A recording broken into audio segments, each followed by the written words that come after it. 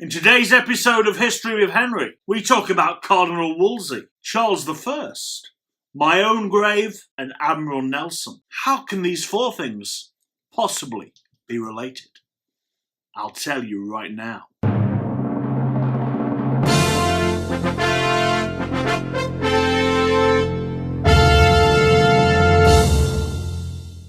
Cardinal Wolsey was my first great advisor.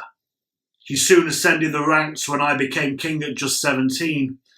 And in many ways, he became sort of king in all but name. I let him get on with running the kingdom while I went about enjoying myself. As many of you know, Cardinal Wolsey was responsible for building the great palace at Hampton Court.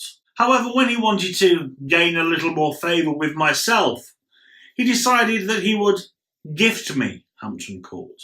Then, when the Cardinal's downfall happened, after he failed to get me a divorce from Catherine of Aragon, an inventory was taken of all of his possessions, and it was discovered some elaborate plans for a tomb, together with this wonderful black marble coffin.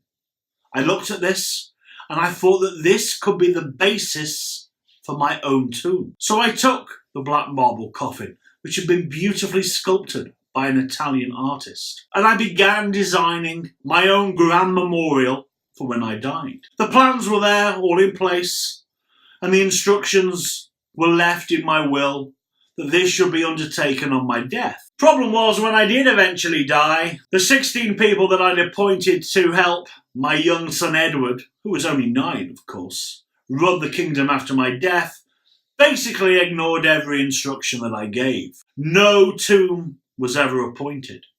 Instead, I was simply buried next to my favourite wife, Jane Seymour, in the middle of the choir at Windsor Castle. There wasn't even a simple stone placed over the grave to mark my resting place. And as such, my resting place soon became forgotten. That was until the Civil War ended, and Oliver Cromwell decided to remove the head of Charles I.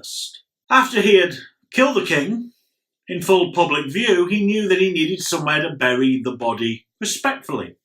But he also wanted it to be out of the way. He didn't want it to be a focal point, a rallying point for royalists. So he decided the obvious place was Windsor Castle and St George's Chapel within it. So they took the body of Charles there, and they opened up a vault. They looked inside, and there they saw my own simple wooden coffin lying on top of that of my dead wife Jane. Now, the parliamentary forces, they had a body to get rid of. So as opposed to sealing the vault up and finding another one, they just added Charles I in with us. The vault was then sealed, and once again, my final resting place was forgotten, until some building work happened sometime later, and once again, the vault, together with now the 3 bodies, was discovered. William IV commissioned a black marble stone to lie over the top of our graves, which by this point, so what actually did happen to that beautiful marble coffin that I'd planned to be the centrepiece of my tomb? Well, it remained owned by the state. And finally, it got some use.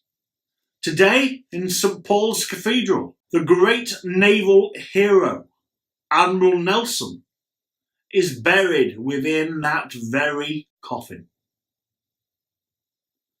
Fascinating story there that links myself, Wolsey, Charles I, Admiral Nelson, and a span of quite a few 100 years. Hope you found it interesting, and we'll see you next time on History with Henry.